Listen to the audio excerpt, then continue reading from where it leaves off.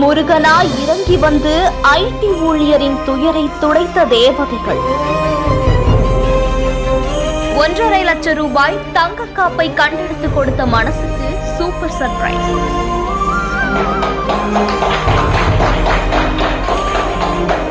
எந்த பொருளுக்கும் ஆசைப்படக்கூடாதுன்னு அம்மா சொல்லியிருக்காங்கன்னு கண்ணில் பட்ட காப்பை காவல்துறையிடம் ஒப்படைத்த சிறுமிகள்.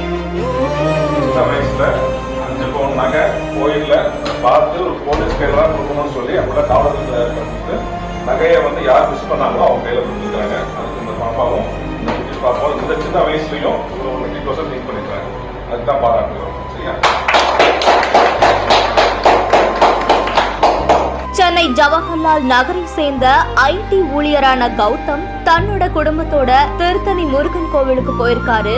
சாமி தரிசனம் எல்லாம் முடிஞ்சிட்டு வீட்டுக்கு புறப்பட்டு கார் பார்க்கிங்க்கு வந்தப்போ 1.5 லட்சம் மதிப்பிலான தங்க காப்பை தவற விட்டது தெரியவதற்கு அது சம்பந்தமா மலை கோயில்ல இருக்கக்கூடிய புறக்காவல் நிலையத்துல புகார் கொடுத்திருக்காங்க. இந்த நிலையில தான் ராணிப்பேட்டை மாவட்டம் கோணலம் பகுதியை சேர்ந்த சகோதரிகளான பவித்ரா, ரேணுகா இவங்க 2 பேரும் சாமி தரிசனம் செஞ்சுட்டு கார் பார்க்கிங் பகுதிக்கு வந்திருக்காங்க.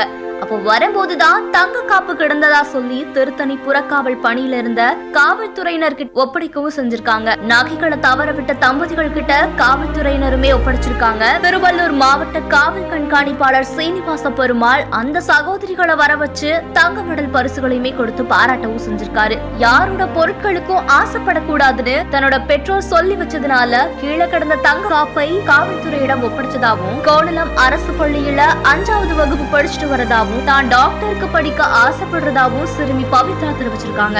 ஆந்திரா மாநிலம் புத்தூர் பகுதியை பூர்வீகமா கொண்ட இவங்க ராணிப்பேட்டை மாவட்டம் கோணலம் பகுதியில வீடு இல்லாம சாலை ஓரத்துல தங்கி ஈச்சமரம், ஓலை துடப்பம் ஊர் ஊரா விற்பனை செஞ்சு வரதாவும், அவங்களுக்கு அரசு இடம் ஒதுக்கீடு செஞ்சு வீடு வழங்கணும்னு சிறுமிகளுடைய குடும்பத்தினர் கோரிக்கை வச்சிருக்காங்க.